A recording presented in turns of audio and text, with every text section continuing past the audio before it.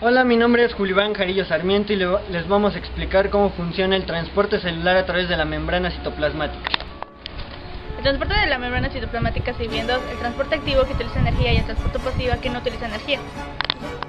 ¿Qué es el transporte activo? El transporte activo es cuando la célula ocupa energía para transportar moléculas a través de su membrana citoplasmática, ya que va en contra de su gradiente de concentración, o sea, de menos a más. Los típicos ejemplos son la bomba de sodio-potasio, la bomba de calcio y el transporte de glucosa. El transporte activo de la célula requiere energía. Esta energía se encuentra en forma de adenosíntrifosfato, mejor conocido como ATP, pero este no se encuentra flotando libremente en la célula. Las ATPasas son enzimas que catalizan la hidrólisis del ATP. Hay de varios tipos: los brazos de dineína, que se encuentran en microtúbulos, cilios o flagelos del uso mitótico, catalizan la liberación de energía para el proceso de deslizamiento del microtúbulo. Las ATPasas también liberan energía para realizar procesos de transporte.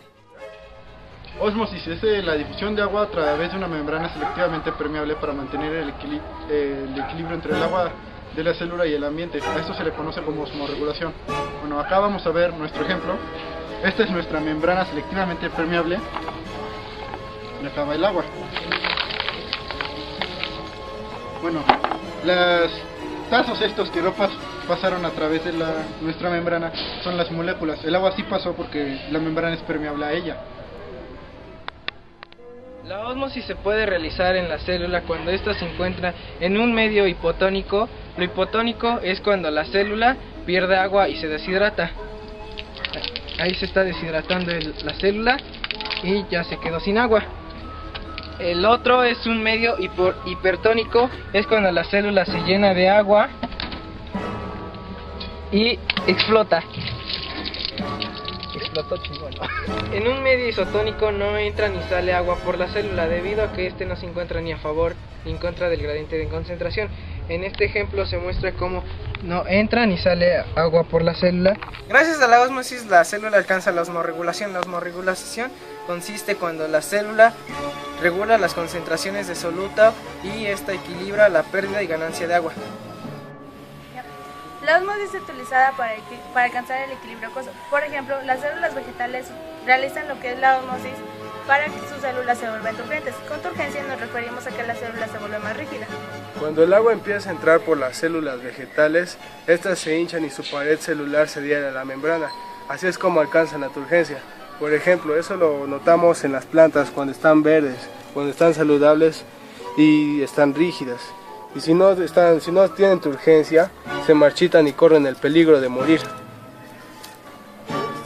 Cabe destacar que las células vegetales no solo se encuentran en este tipo de plantas, sino también las podemos encontrar en algunos hongos procariontes, en algunos protistas y en las algas.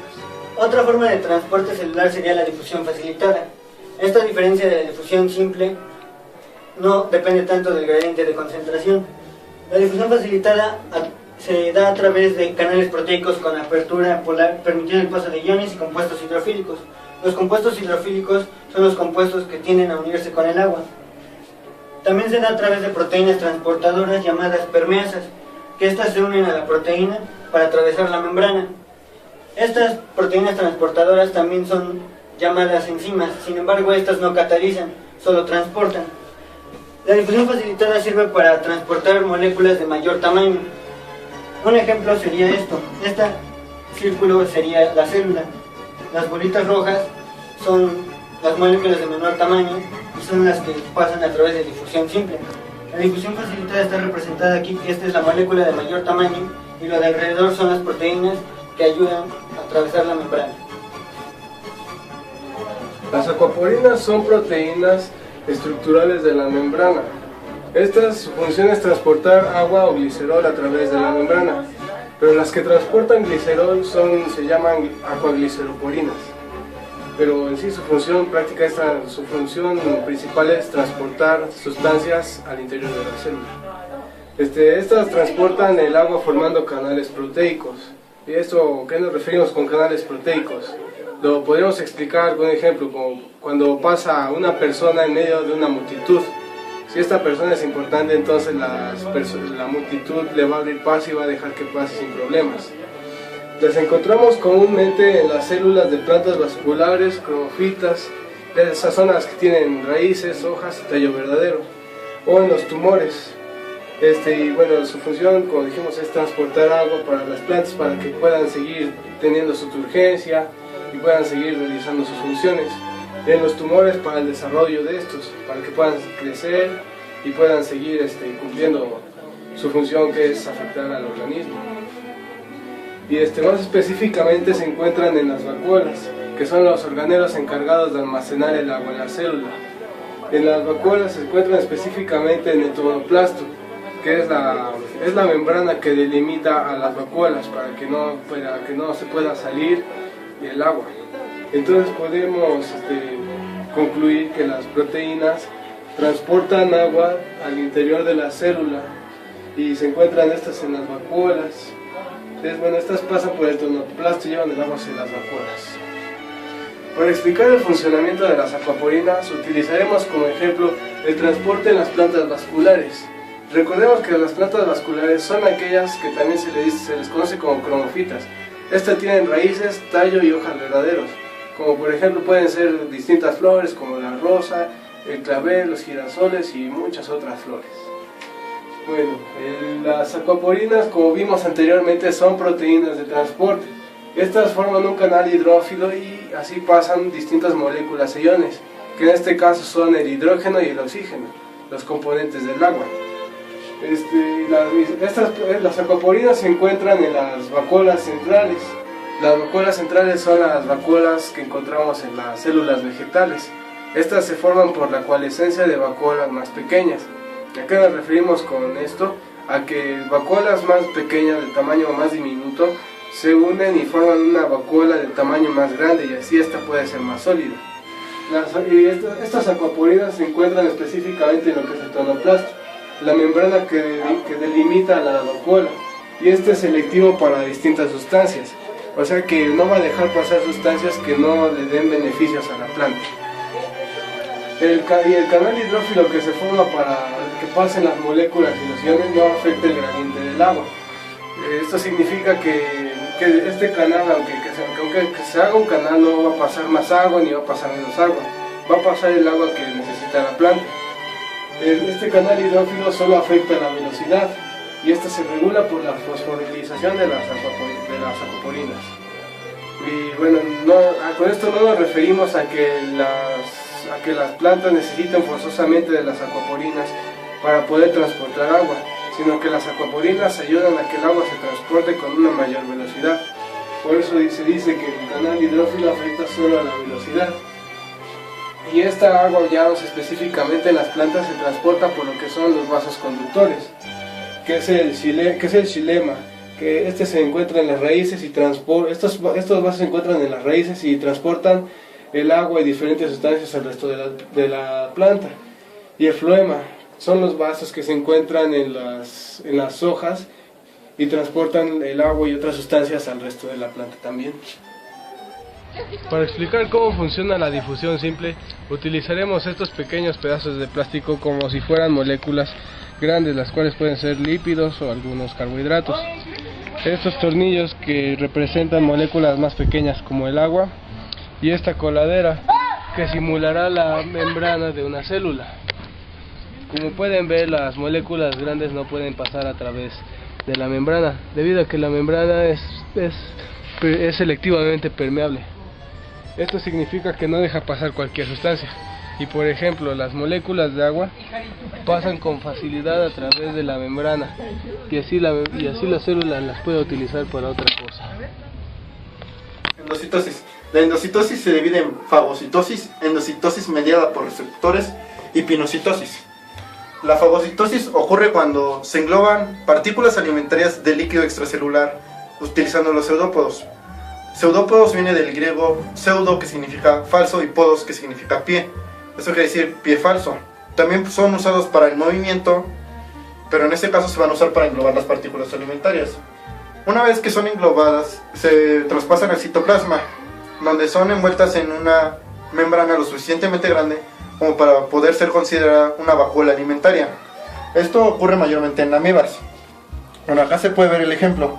Acá está la partícula alimentaria, acá están los dos pseudópodos y que están englobándolo. Ya después está la partícula dentro de su propia vacuola alimentaria, donde espera a fusionarse con un lisosoma que posee enzimas hidrolíticas que permitirán que ésta sea digerida. Luego está la endocitosis medida por receptores, que es la que permite adquirir cantidades masivas de sustancias específicas. En este ejemplo se muestra lo del ADN, donde la guanina no se puede unir con la adenina y la timina no se puede unir con la citosina. Y aquí en este otro ejemplo se muestra lo que es el receptor y lo que es el ligando. El ligando sería la sustancia específica. Esta es la membrana que se abre para englobar todas las sustancias específicas para finalmente formar una vesícula revestida. Bueno, otro tipo de endocitosis es lo que encontramos es la pinocitosis. ¿Esto qué es? Bueno, este engloba gotitas de líquido extracelular y las forma en lo que son las vesículas.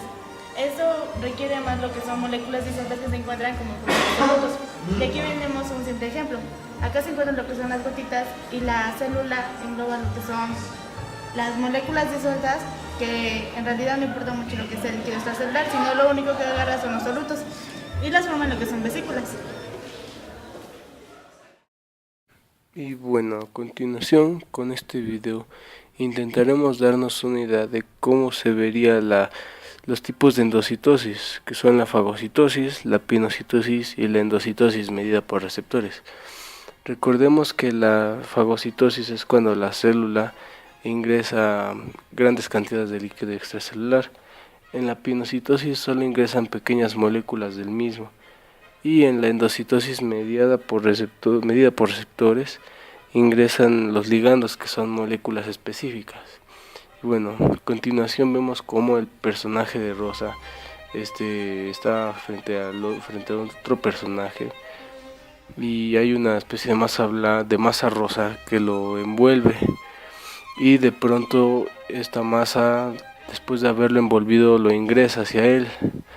Y esta no es la forma en cómo ocurren los tipos de endocitosis, pero tiene la idea de que las sustancias que están afuera las envuelve, hace una cavidad y después ingresan al interior. Eso es algo parecido a lo que acabamos de ver.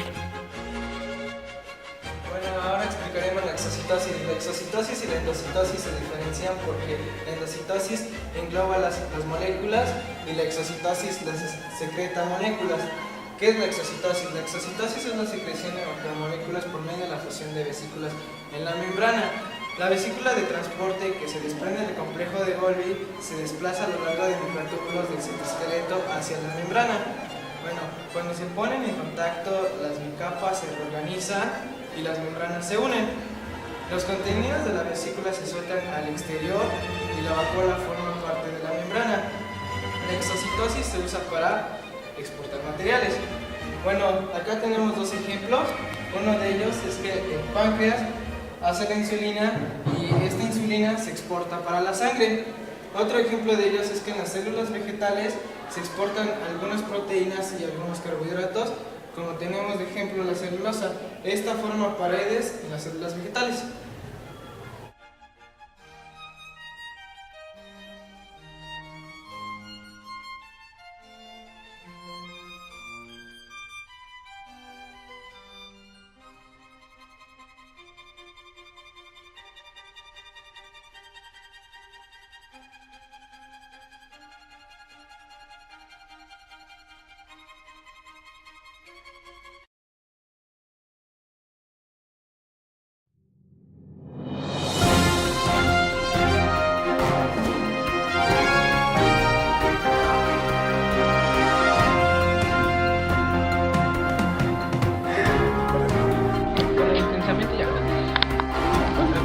El transporte a través de la membrana citoplasmática se divide en dos.